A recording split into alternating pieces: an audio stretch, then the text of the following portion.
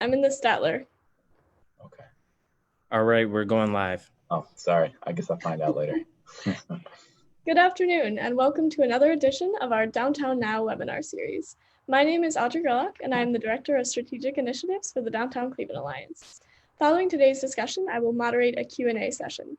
So throughout the webinar, please feel free to enter any questions you have for our panelists using the Q&A button on the menu bar on the bottom of your Zoom screen. And if you're joining us via Facebook Live, you can use the comment section for questions. That way we'll have questions queued up and ready to go when we start our Q&A. All right, I will now turn it over to our Executive Vice President for Business Development, Michael Deemer. Thank you, Audrey, and thank you all for joining us today. For those of you who may be new to Downtown Cleveland Alliance, I'd like to share a little bit about who we are and what we do. We are the only nonprofit organization dedicated solely to making downtown Cleveland the region's most compelling place to live, work, and play, and visit. We are a place-based development organization that represents property owners, residents, large, mid-sized, and small businesses, as well as civic partners in downtown Cleveland. Over the last 15 years, we have worked to concentrate our efforts on building a more pedestrian-friendly place that attracts additional investment, a place where residents and office workers can walk to meet their daily needs, where local retailers and restaurateurs animate the streets, and where people are proud to build a life for themselves. A place where Clevelanders can gather and unite, whether it's celebrating milestones, creating memories with loved ones, or coming together as a community to protest grave injustice. We can't do this work alone. We can't do this work without the generous support of individuals, small businesses, corporate partners, and foundations. Downtown Cleveland needs your support now more than ever, and in response to an outpouring of support and requests for ways to help, we've launched the Unite Cle Recovery Fund. Your donation to this fund will help support downtown businesses, aid the rebeautification efforts of downtown Cleveland, expand our SEEDS workforce readiness program, and sustain our downtown Cleveland homeless fund. As Audrey mentioned at the outset, we launched the Downtown Now webinar series a few weeks ago, and I'd like to thank Cleveland Magazine and Community Leader, our media sponsors, for this project. Since 2018, Downtown Now insert in Cleveland Magazine has served to highlight the progress of downtown Cleveland. We've used the webinar series the past few weeks to chronicle a rapidly changing environment, utilizing the platform to share updates related to the COVID-19 pandemic, our response to the recent outcry over racial injustice, and to deliver resources and updates from voices across the downtown community. Shifting to today's topic, our residential population is a vital part of the downtown we are building, especially as we move toward economic and social recovery. Downtown Cleveland is home to nearly 19,000 people, and with over 1,000 apartments under construction, we will reach 20,000 downtown residents later this year. We work regularly with property managers downtown and human resources professionals to attract even more residents. Prospective downtown residents can look to our website to find a place to live and explore our diverse portfolio of housing options, to take virtual tours of many downtown apartment buildings, and to review our annual Downtown Digs publication, which showcases the variety of lifestyles that are possible with a downtown address. Even through the height of the lockdown, construction continued on development projects totaling over $550 million, much of which is housing. There's a place for everyone here, and we are only growing. I'm happy today that we have the perfect panel to talk about these and many more issues. We are joined today by Justin Bibb, Chief Strategy Officer with Urbanova and a board member of the Greater Cleveland Regional Transit Authority, Destination Cleveland, Teach for America, and Land Studio. We're also joined by Laurel Beverly, an orthopedic surgeon with Metro Health, a downtown homeowner, and a member of the Downtown Cleveland Improvement Corporation Board of Directors. And finally, we're joined by Alan O'Connell, president of the Downtown Cleveland Residents and a government evaluation analyst with Novogratz Consulting. Laurel, Justin, Alan, welcome and thanks for joining us today. Having us. Michael. I guess, Justin, I'd like to begin with you. You're from Cleveland. You've lived in different cities, and you and I have had a chance to talk about how Cleveland needs to compete with some of those global cities in attracting talent. As you returned home to Cleveland, why did you choose to live in downtown? That's a great question, Michael. I've always been attracted to the heart of the city since I left to go to college in DC. I was born and raised in Mount Pleasant neighborhood in the southeast side of the city.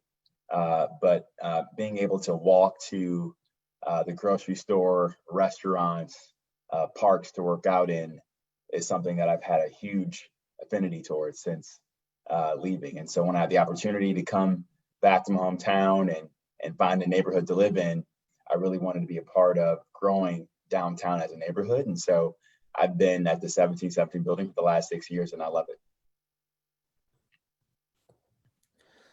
Laurel, turning to you, you don't just live downtown. You've purchased and own a home in downtown. I wonder if you could tell us a little bit about why you made that investment and that kind of lifestyle commitment to downtown living. I moved here from Boston, where I lived for several years, over 16 years, and I'm used to city environment, similar to the things that Justin had mentioned, being able to access things within walking distance or within public transportation. And I really liked that kind of convenience that I had all the years living in Boston. And in Cleveland, that same kind of convenience was available downtown at a much lower rate than you had to pay for anything in Boston. And I haven't looked back. We bought a home here 13 years ago, and we have not only kept that home, but as our family expanded, we purchased another unit in a building that was a little larger for us, but kept our other property so that we could offer it to other people as tenants. And we've been excited to see the growth of downtown ever since then. I think when we finally got a grocery store, we felt like, yes, we've made it. The grocery stores make a big difference, as I'm sure all of you can attest for downtown living. Alan, you are another that you don't just live downtown. You've taken a leadership position with downtown residents. I wonder if you could, tell us a little bit about not just why you live downtown, which I think is important, but what led you to seek out a leadership position on behalf of downtown residents? So I also am from Cleveland. I grew up in North Collinwood. And when I decided to move back to Cleveland, I knew it would always be downtown. Even when I was a kid, I always wanted to live in downtown Cleveland. And in the 90s, when you're telling your parents and grandparents you want to live in downtown Cleveland, they're kind of like, this kid's off his rocker. But it's just always been a dream of mine. And especially coming back and getting involved in the downtown Cleveland residents community organization, it's just to see this dynamic community continue to grow and sort of help it grow in the right direction is just, it's a passion of mine. It always has been. So. Laurel, swing back to you. As Alan sort of alluded to there, downtown Cleveland has not always been a residential hotbed. It took time and leadership from people in positions like yours now. And I wonder if you could tell me a little bit about how, you see your role with the Downtown Cleveland Improvement Corporation and how, you use that position and work with your colleagues to continue to try to attract more residents and to make downtown more of a neighborhood. It was an amazing opportunity when I got the chance to join the Downtown Cleveland Improvement Corporation board that works alongside the Downtown Cleveland Alliance, specifically because the members are people who own property in downtown Cleveland. It's a cooperation of businesses and residents, and it's the people who have the most to gain and the most to lose from seeing downtown Cleveland succeed. And a lot of times in business, you may not always have people working towards the same goal, but in these rooms and these board meetings and these organizations, everyone has the same goal. There's sometimes different ideas about how to achieve it, but there's been so much interest and so much progress made on making downtown Cleveland a destination for tourism, for people to live, for great employers to host great companies. it's just been a fantastic opportunity to continue to grow that.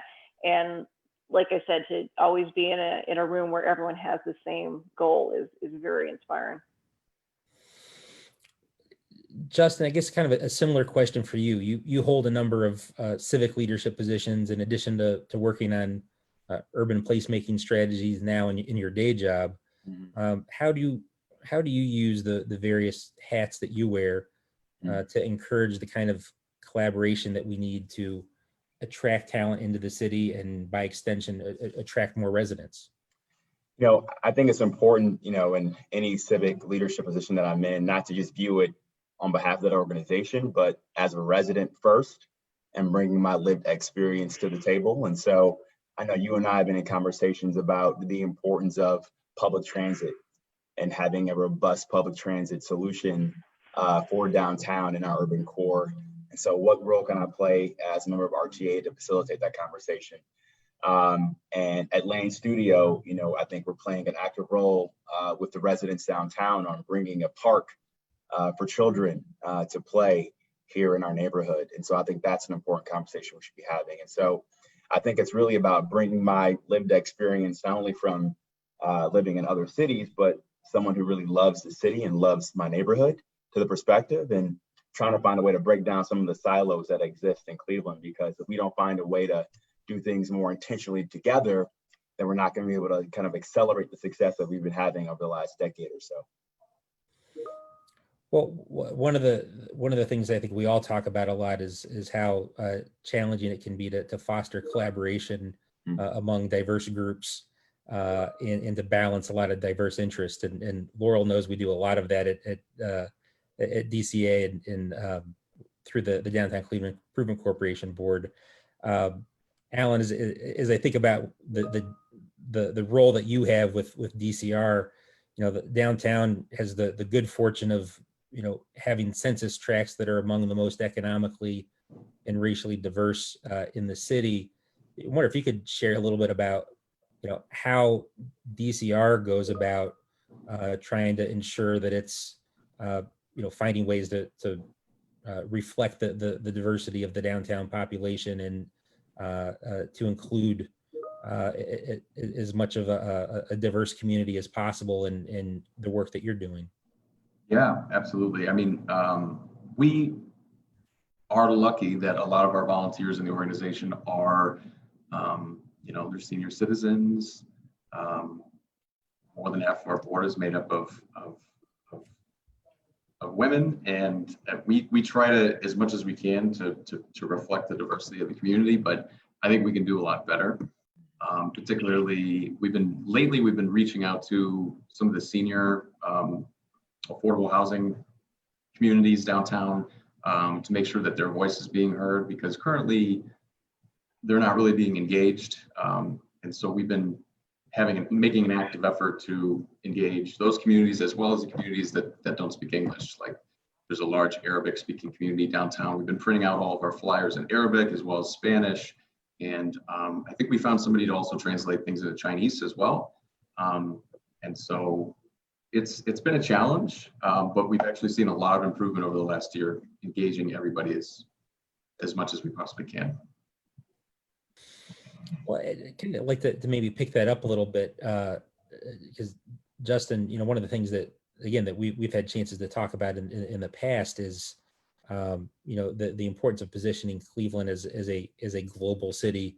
And I think, some of the things Alan just highlighted in talking about the international diversity of the downtown population is a real asset. I wonder if you could, share a little bit of your perspective about, the importance of a strong residential downtown in positioning Cleveland as a global city. Yeah, I think it's key. Without a thriving urban core, it's going to be hard to truly have a competitive city that can compete with the Chicagos, the Austins, the New Yorks of the world, right? And so it's important for us not to lose sight of that. And we got to continue to think about how do we create the right conditions for talent, not only attracting talent, but investing in our homegrown talent right in Cleveland, right? And thinking about how do we continue to accelerate the reforms that we're having in our local school district. How do we invest in public transit to make sure that folks have access to affordable transit across the city so they can go and have access to a quality job? But also from a leadership perspective, how do we make our boards and other organizations in Cleveland more open to new folks coming from out of town so they can be a part of the change that's going on? And it's, I think historically that's been a challenging thing, but I think over time you're seeing a change of the guard where young people feel like they have a voice at the table now. And so I'm optimistic that we can continue to see this generational shift in the months and years to come. Well, another element of the diversity of the downtown population, Laurel, is one that we've talked about a lot over the years, and a strong perspective that you've brought to the DCIC board, and that's the growing number of families that we see in downtown, both families choosing to move downtown and young people choosing to remain as they form families. I wonder if you could talk a little bit about the ways in which you've seen downtown become more family friendly during your time living downtown, as well as some of the things that you think are still needed to become even more family friendly. So yeah, the big urban myth is that you get to live downtown until you start your family, and then you have to move out into the suburbs. And we know there's a lot of cities in this country where that it doesn't necessarily happen. You have large family populations in downtown New York, in Chicago, in San Francisco, and in other large cities. And of course, that exists all around the world too. So it is possible. When Cleveland first started growing its downtown population, it was mostly empty nesters and young professionals. And there was that gap where people who started to have young children didn't have necessarily access to the services that were necessary. And so people would leave downtown. And my husband and I got married, lived downtown, and we started our family. We encountered that same dilemma when we started to have young children, and said, well, we don't have access to a lot of daycare. There's no play spaces downtown. We need to look at the schools in this area. We need to look at other families and other children so that we can have play dates in the area rather than driving them to see family and friends. And we hit an impasse where we said, there's not a lot going on. I think we've reached the point where we need to leave downtown. And one day we were sitting down at a Browns game, which we walked to, which I love. And we were thinking about it. I said, well, let's not leave. Let's start the changes that are necessary to stay down here. And as a friend of ours at the time who also had young children said, someone has to be the first. And that was eye-opening to us. And luckily I ran into some people at the Downtown Cleveland Residents Association at the time who hooked me up with our Cleveland councilman, got us in front of the mayor's right-hand man and started talking about what are the services that we need for downtown Cleveland. A playground was one of the biggest things that came up. It's about the time I started working with the Downtown Cleveland Alliance, who took that banner and ran really hard and really fast with it as well. And Land Studio has also come in on that. And there's just been a number of organizations who have realized that this is the right thing to do to grow this city. There's only so far that you can get with young professionals and empty nesters, and there's a cap. And if you don't get rid of the barriers to remove that cap and allow families to remain downtown, the city is never going to continue to grow and to continue to economically thrive.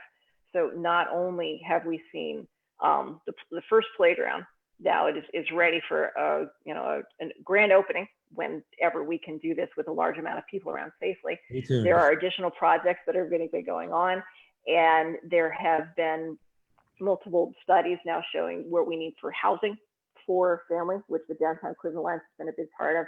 And there's a lot of recognition among our business and residential developers that we need to provide more housing, more access to outdoor spaces, interest in daycare, transportation, schools, all these things, all the communities that are responsible for these different pieces have recognized that this needs to grow.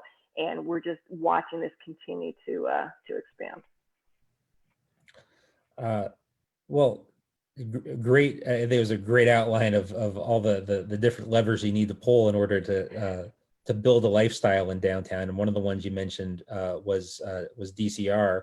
And Alan, I know we started this part of the conversation talking about the diversity of downtown. So I kind of want to circle back to you and, hear a little bit about what you're hearing through members of DCR about families relocating and staying here, and the types of issues that they're facing, and the types of things they need. Yeah, absolutely. So one of the things that we hear constantly about, maybe couples who just got married and they're going to have some kids, some of the things that prevent them from staying downtown, one of the main things is schools. They want to know where their kids are going to go to school. Once you live downtown, you don't really worry about safety anymore. I think that some people might move into downtown thinking, oh, it might be unsafe, but once you live here long enough, it's not. It's very safe downtown. So the main thing is schools, and the type of housing available also is another thing that needs to be worked on. We need more townhouses, for sale housing, condominiums. That would encourage a more sustainable and diverse base of people who can really build downtown into what we know it could be. So those are the two main things I would say: housing and schools. Well, we 100% agree on the need for more for sale housing. We're pleased that some townhomes are being developed by the Kinez Group on Superior, and just down the street from the Campus International School. So we're taking some steps, but we certainly need more in that vein. It's impossible to talk about the downtown living experience right now without talking about what we've experienced the last couple of months and how that might impact downtowns going forward. And I'd like to turn the conversation in that direction. And Justin, maybe begin with you and ask for your thoughts and how, as a downtown resident, you've navigated meeting your daily needs over the last couple of months, and also, as you look ahead to the next couple of months, and about what downtown living is going to look and feel like in the era of physical distancing. Yeah. I'd say before the George Floyd protest, while we were all under quarantine, I felt we were in a really nice spot being downtown because Heinen's was open and did an amazing job of providing groceries with, social distancing efforts and protocols. And other restaurants maintain a lot of carryout service. And so I was almost in this kind of downtown quarantine bubble. And things were being managed pretty well. And I was talking to some friends of mine, and I was just amazed at how many people were actually using outdoor malls and parks during the quarantine to work out, to socialize. And it got me thinking about all the opportunities we have in the future to really activate our green space more downtown.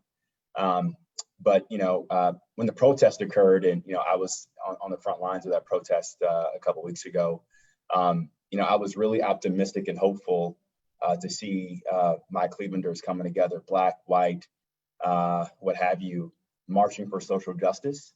Obviously, I was disappointed and saddened by the violence that occurred to my neighborhood that I've called home for the last 6 years. But like I said in the piece that I published last week in the Plain Dealer, that we're gonna come back fine from this. But I think if we use this moment to really reassess how we come together as a city on tackling some of these larger structural issues, then I think that's a real opportunity for us. And so I think we'll get through this.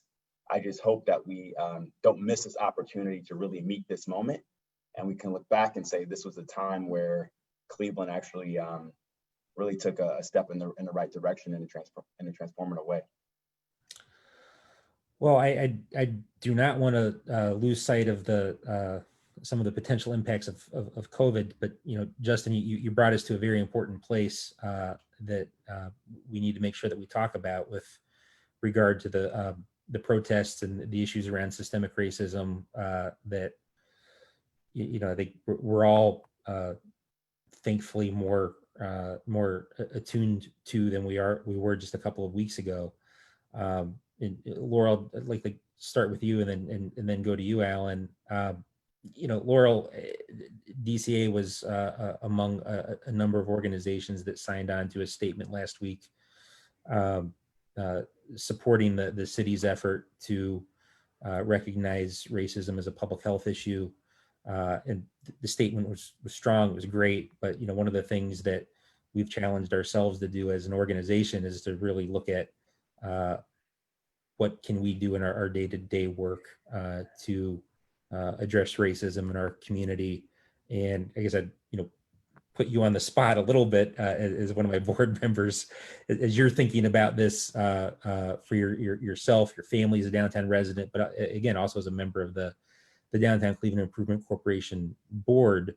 What are the kinds of things that you're beginning to think about that you'd like to see us as an organization do? It's that part of the statement that the DCA came out with was, it was very powerful. Everyone has had, or I can't say everyone, of course, but a lot of organizations that come out with very powerful, very strong statements in different fashions regarding the recent incidents, and that part of the DCA statement in challenging everyone to say, what can you do? It's not just one thing to recognize it's a problem. It's what can you do to be part of the solution? And it's important, especially in a city like Cleveland. Part of the reason that my family is elected to stay here is that this is a diverse city. This has got a mix of everything and everyone going on from all different backgrounds and all different levels. And sometimes in other cities, you'd have to travel to get those kind of experiences. You'd have to be a tourist somewhere to get exposed to the things that we have right here in our front yard, our backyard, everywhere. So Cleveland should remain purposely diverse and should encourage that, just like the DCA has supported. One of the nice things about it, we were talking earlier about the Cleveland schools and how that can service downtown Cleveland families. The Campus International School is a Cleveland public school. It is not a charter school. It is not a magnet school. It is a flat out public school, free to taxpayers, anyone in the district. And they pride themselves on using the International Baccalaureate program, which is similar to what some of the high schools in our areas have used, and they apply it to an elementary and a middle school program. And that some of the tenets of that are very strong in teaching that everyone has value and you respect everyone, and everyone has the potential to grow up to become something fantastic. I could go on and talk about the tenets in a lot longer fashion, but that school does a wonderful job of modeling the type of citizens that Cleveland wants to have in the future. I think that's really well put. And Alan, I know we talked a little bit about the diversity of the downtown population, but so much more work that needs to be done. As you kind of reflect on the events of the last couple of weeks and the national and community discussion underway, and as you talk to your members, what are some of the things that DCR is beginning to think about with the role that it can play? Yeah, it's basically, to me, in the way that I'm leading the organization, is that we cannot let this moment pass. We can't sort of get exhausted by it the same way that maybe some people get exhausted by COVID-19 and I'm sick of blah, blah, blah. We really can't do that. If we don't affect some sort of positive change that we can look back at a year from now, in my mind, we failed as an organization. And so I think that's the most important thing. We've created a social equity task force. That's going to inform us on maybe some of our policies and some of the ways in which we are going to, make statements. One example would be somebody, a downtown resident, one of our neighbors was arrested. A black guy was arrested. He showed his ID, he proved he lived downtown, and he was still arrested. So kind of navigating those kind of things, and whereas before we might not say anything, I think that's an example of where we need to step up for our community, our neighbor, and fight for him, and say that this is wrong. So that's one example. I'm going to be dedicated to doing a lot more. So we won't let the moment pass. Yeah, as I think we all are. I think I speak for DCA, and that we look forward to working with all of you to address the racism in our community, and to become a more inclusive downtown the way that we aspire to be. So we have that commitment on our end as well.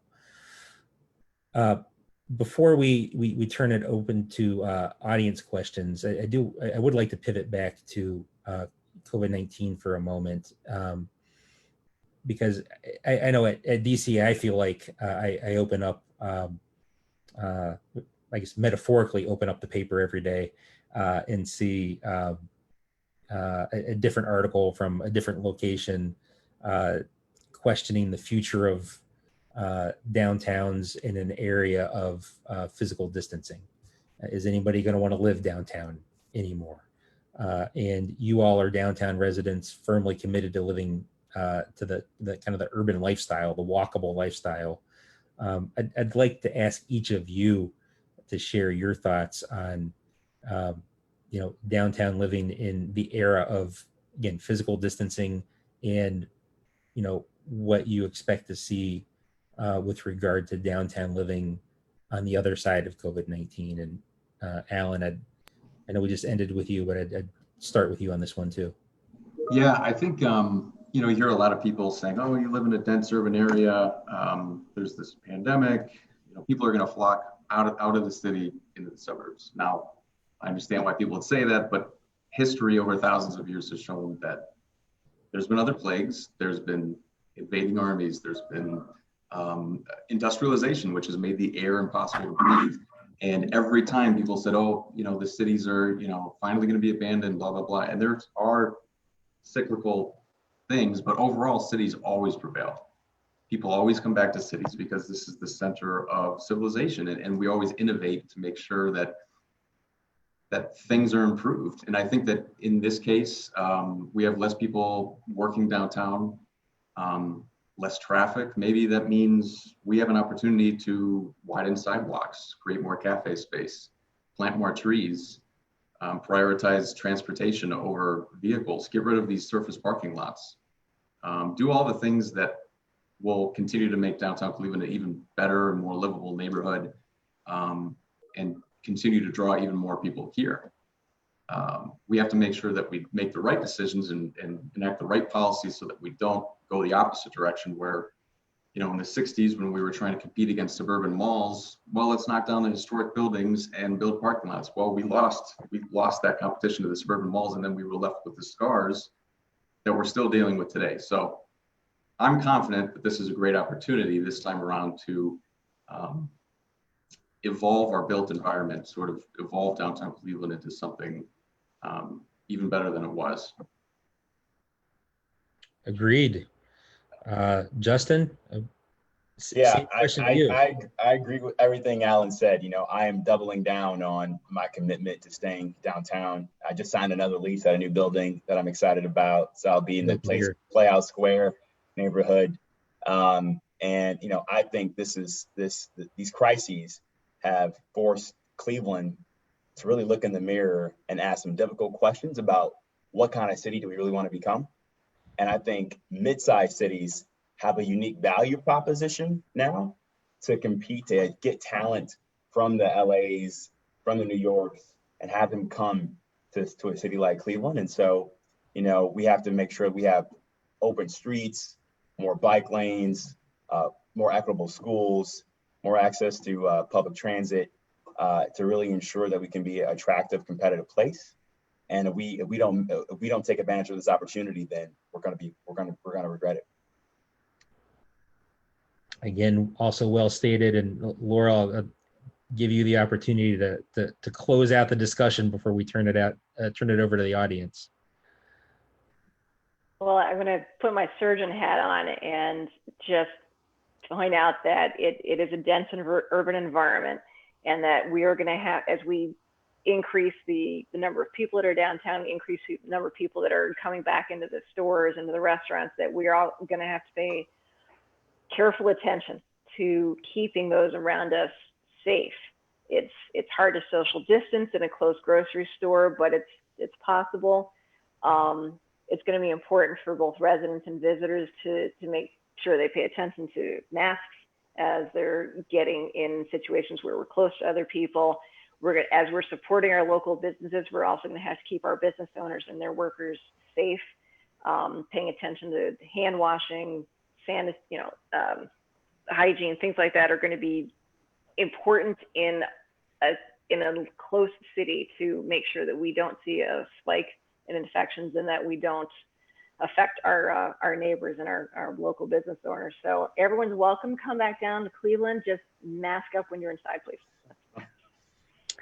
Laura, thanks for emphasizing that, because again, we do want folks to come downtown, but we want everybody to be safe themselves, to do their part to protect their fellow Clevelanders, and mask, physically distance, do all those things that we're being asked to do, and come downtown and support our businesses, have a good time. But yeah, that protecting all of our health comes first and foremost. And I should note, Laurel, I think you were talking a little bit about the density that comes with shopping in a downtown grocery store. We're obviously sad that Heinen's is going to be closed for a little while, but I hope you all saw, and I wanted to make sure that all of our viewers are aware that Heinen's not only is planning to reopen, they're reinvesting in the space, making improvements to their space, in part to adjust to a COVID-19 world where we're going to need to space out a little bit more as we shop. So we're pleased about that, excited about that, and looking forward to welcoming That's excellent. back a little bit later this summer. I'd like to pause there, and Audrey, I know you're monitoring questions coming in via Facebook and Zoom. Can you feed some questions to us? Yes, sure. We've gotten a few variations of a similar question. We've talked a lot about the community and the diversity that we have downtown. How do you meet people? How are you making friends downtown? Alan, I think that's a big part of what DCR does, is making those connections for people. Can you start with that? Yeah, we Downtown Cleveland residents host a monthly mixer event in which we encourage all new residents of downtown Cleveland to come and meet their neighbors. We are doing all we can to sort of make sure that people mix and mingle, and we've had huge success with people who just moved here and they're like, I feel like I've been a part of this community for decades, and they become very active members of the organization. That's primarily how I meet people, just because I'm quite busy. But other than that, yeah, you could bump into people at the grocery store or the park or anywhere else. Justin, Laurel, anything you'd like to add? Talk to your neighbors. Most of the building downtowns are high rises. There's hundreds of people. Talk to people in the elevator, in the gym, out on the sidewalk. That's how we've met pretty much every one of our friends downtown. It's just seeing them in the building, see them on the sidewalk, see them in Constantino's. Audrey, do we have more questions for the panel? Yep, sure. It seems like people often overlook the fact that downtown Cleveland is home to nearly 20,000 residents. How do we remind the greater community that downtown is a diverse, livable residential neighborhood? Justin, we heard from Alan and Laurel. Do you want to take a shot at that one? That's a good question. I think it's just, continue to have the conversation with your friends and colleagues at work, that, this is a neighborhood just like any other neighborhood in the city. And that we have, similar pain points about quality schools, quality transit, access to, a diverse housing stock and elevating our voices, and so I think as we all lead in our own little worlds, it's important to elevate that conversation and make sure folks take notice of the great work we're trying to do to make downtown a great neighborhood.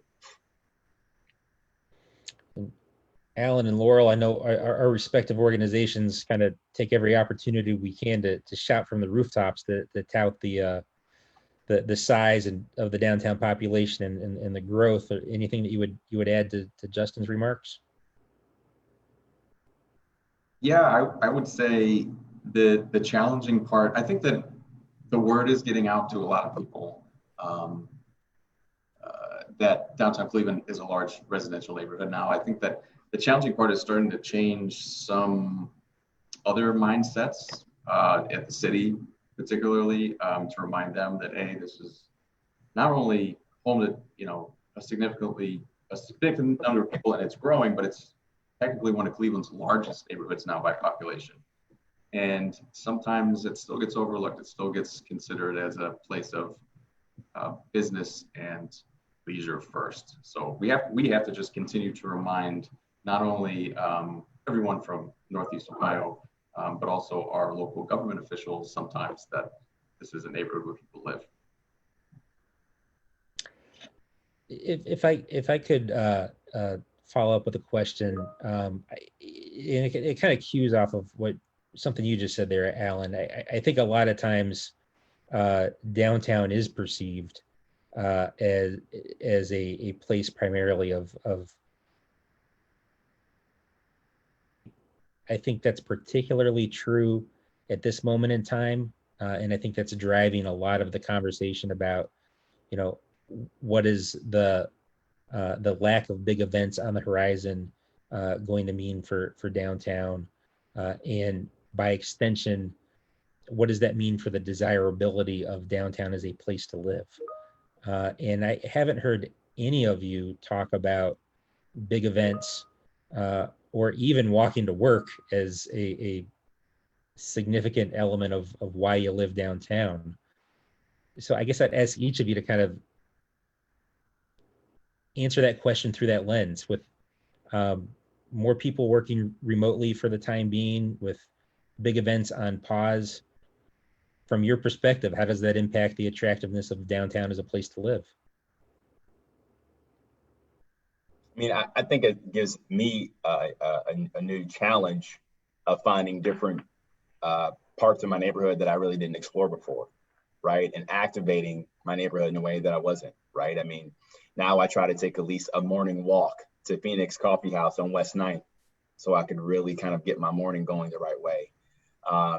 Or getting my friends to do a picnic at Mall B or Mall C on the weekend versus going to an Indians game because there might not be a baseball season this year. And so I think it's just really forcing me to reinvent my own neighborhood in a way that I didn't before. And I really like that challenge of kind of urban tactical game planning, I guess. So it's been pretty fun to kind of just see my neighborhood in a different lens. And I think it's brought a lot of my friends who we all live downtown together in a different way. And Laurel, what about you? Well, work is an important part of life, Michael, but we know it's not everything. So even if we're not having to walk to work anymore and we're not living in the city because of the convenience of being able to walk to work, it's still completely convenient to walk to everything else. Clothing shopping, grocery shops, recreation, restaurants, bars. So there's been no change that I've seen in the convenience of living in a downtown environment. As a matter of fact, I've actually found it through this whole pandemic, it was better at least being able to be around people and be able to see people, even if it was people that you weren't interacting with on a regular basis. It didn't feel very lonely being in a downtown environment. And we know that what's going on is temporary. The big events are coming back. The employees may not all be coming back downtown, but the Indians are going to play. There's going to be concerts at House of Blues. So this will turn back around. Cleveland will come out of this, and it will have all those assets of all those city things again. No, I think that's well put, and as my team knows, I'm increasingly becoming a skeptic of this remote work business. I think I think there'll be more flexibility, but I think we all hunger to be around each other and have that human interaction. I know I find myself thriving on it more now that I'm spending more time in the office, and we're certainly encouraging that. But Alan, you talk to a lot of residents as a member of the association, and have been working hard, I know, to keep a sense of community through the stay-at-home orders. How is the lack of events impacting people, if at all? It has impacted people. It's been challenging, especially for our senior residents or people who are already sort of isolated, and maybe the events that we put on are sort of the one social event that they get to do per month that they look forward to. And it has been very challenging for us to try to figure out a way to still, help those people not feel lonely, say that we're still here. And so we've initiated a couple programs where we have volunteers who, we're going to get groceries for elderly residents.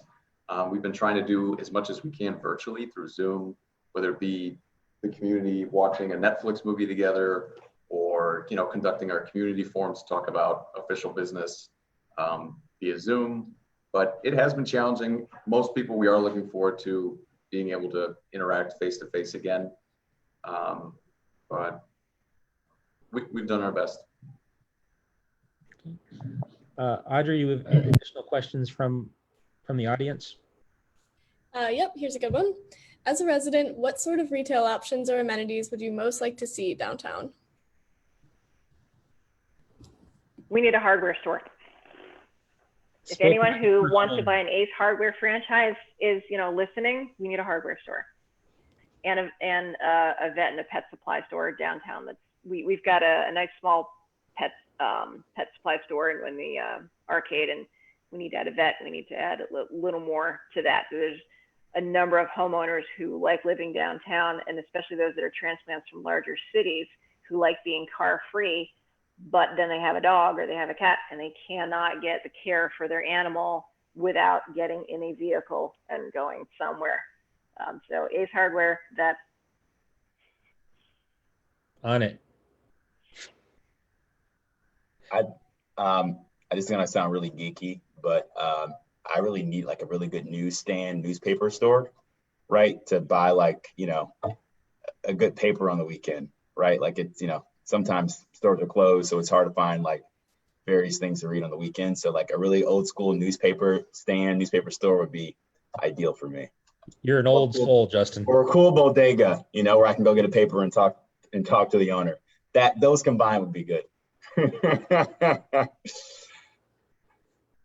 I hear a lot of people that want Target. They want one of those urban Targets with not a huge parking lot, underground parking, please, but a Target, and places to buy clothes.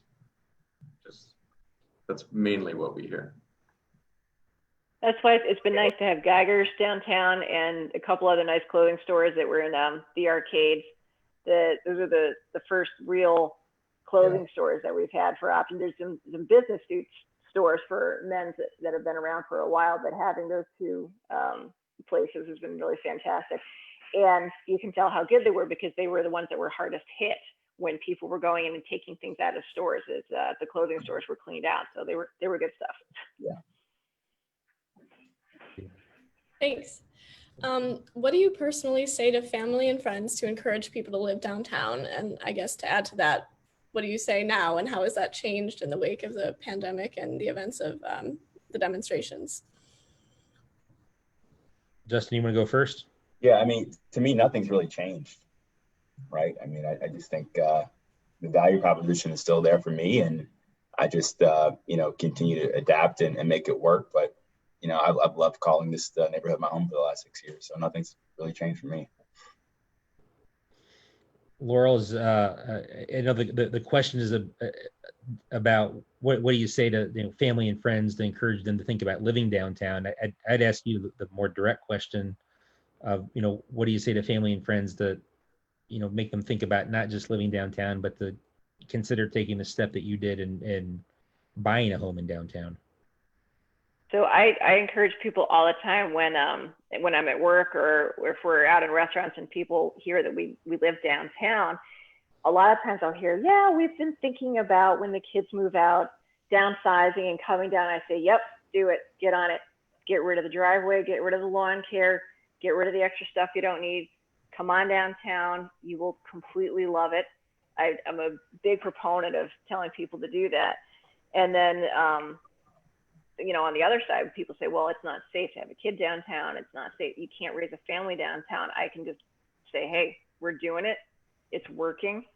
Come join us. We'll have play dates. That sounds good. And Alan, we really look at DCR as our greatest ambassadors of downtown living. What do you say? What do you encourage your members to say? Personally, I sort of I try to see what angle I can get. If someone's mostly maybe they care about economics, they'll be like, well, what if you factored in your commute? If you drive 30 minutes a day, that's technically you punch the clock when you get in your car or whatever. So if you're able to get an extra couple of hours per week, you sort of just like bumped up your salary. That's more free time that you can do whatever you do. For people who might love the outdoors, we can talk about the parks and hopefully, some future parks that will connect downtown to the lake. If people care about the social life, that's an easy sell. There's tons of bars and restaurants down here, people to meet, things to do. So that's typically what I do. I sort of try to find like what they're most interested in and then key in on that. So. Audrey, I think we have time for probably one more question. Can you pull a really good one from the audience to take us home on? Sure. What are some ways that residents can have an impact on downtown today?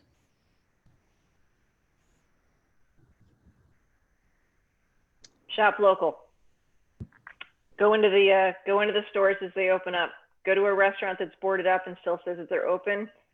Go buy a meal and then buy leftovers and take them to lunch the next day, or buy an extra burger and give it to some guy who's on the street who looks like he hasn't had a meal in a while. But shop local. I'd say, get involved in the political process, join your block club, volunteer out of school, just roll up your sleeves and get involved and find a way to make the neighborhood better. Alan, you have the last word.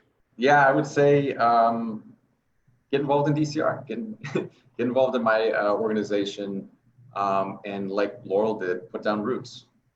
Don't be afraid to be a trailblazer. Don't be afraid to, speak out if you want something changed or do you want something to happen in your community, and then be an advocate too. Like, sing it from the mountain how great it is to live downtown, just like every one of us does. I have to add 2 cents to that one. I have to give credit where credit is due. I stole that idea about buying the extra burger from the councilman that were on last week's webinar. So that's where that idea came from. I think it was Bashir Jones that came up with that one. Glad you're watching. Glad you're watching. I appreciate all of your thoughts, particularly on that closing question. Laurel, in terms of shop local, we're maintaining a list on the downtowncleveland.com website of businesses that are open, and we're adding to it as they open. Justin, Alan, we're working closely with DCR and encouraging voter registration and voter turnout. Very, very important for the downtown community. And the last thing that I would add, another partnership with DCR filling out the census. We need to have an accurate count of our downtown residents to make sure that we're well positioned for the next 10 years for a whole host of reasons. Alan, Justin, Laurel, I'd really like to thank you for joining us today. Thank you for being so generous with your time and sharing your thoughts and wisdom. It's been a great discussion, and I hope you've enjoyed it as well. I'd like to thank our audience for joining us once again this week, and thank Audrey and the entire team at Downtown Cleveland Alliance for putting together the webinar. And I hope to see all of you at next week's edition at the same time, 3 o'clock next Thursday for Downtown Now. Until then, thank you for joining us, and shop local, register to vote, take the census. Thanks, everybody.